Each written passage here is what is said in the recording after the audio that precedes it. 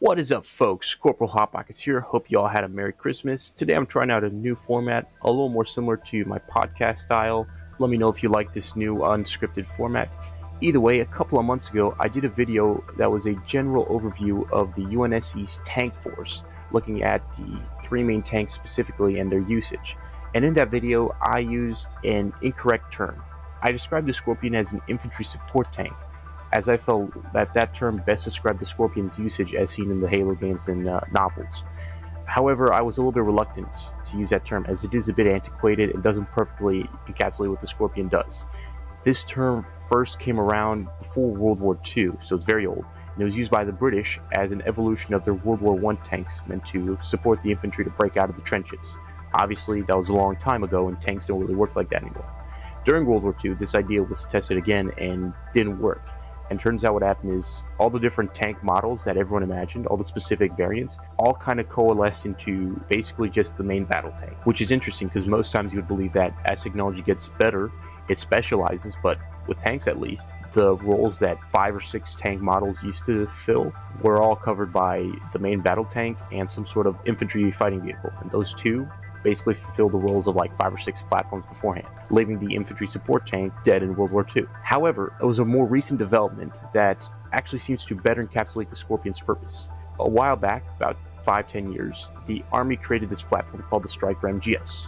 It's an offshoot of the Striker, which is an 8-vehicled infantry carrier, except instead of carrying infantry, it has a large cannon on the back of it, 105 millimeters. It's basically used to shoot at targets, support of your own infantry. It's meant to shoot at bunkers, pillboxes, mortar pits, machine gun nests, whatever. It can fire at enemy tanks, but it's not meant to be the primary anti-tank capability of that infantry unit. Those would be its missiles, like its TOWs or javelins. However, the Striker MGS is going away because it's got a lot of flaws in it, but the Army is creating a new platform that is a tank, but still fulfills this purpose of mobile protected firepower. It's called the Griffin II. It's a tank. It's about 40 tons, about half the size of the Abrams main battle tank.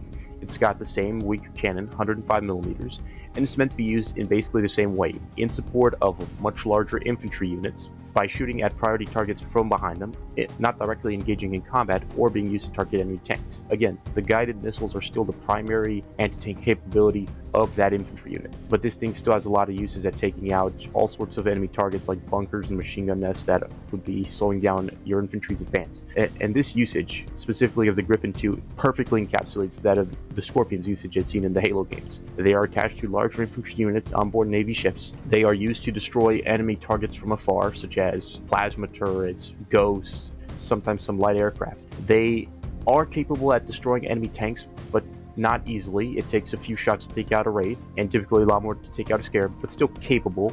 So overall, the Scorpion seems to fulfill the Griffin II's mission set, and that of the mobile protected firepower, which seems to fit its role a lot better than the infantry support tank.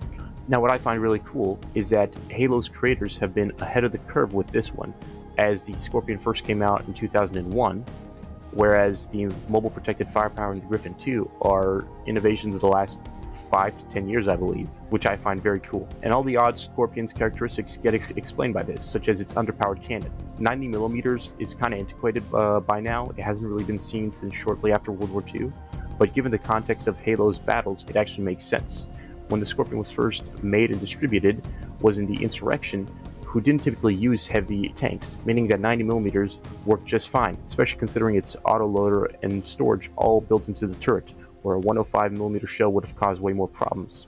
As the Covenant arrived, and the need of a heavier shell became apparent, the Scorpion was upgraded to a 105 millimeter variant, as seen in Halo Wars and Halo Wars 2, which still worked well with the Scorpion platform, showing that the unsc can adapt and innovate pretty well.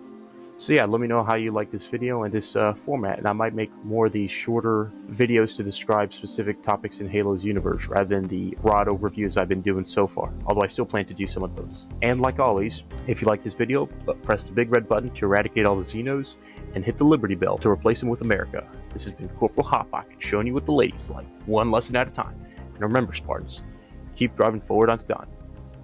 Dear God, I'm saying way too many things at the end of my videos. My outros, oh lord. Let me know if you guys can come up with a good outro for me, or which one of these terms I should choose. Oh lord. All right, see you folks.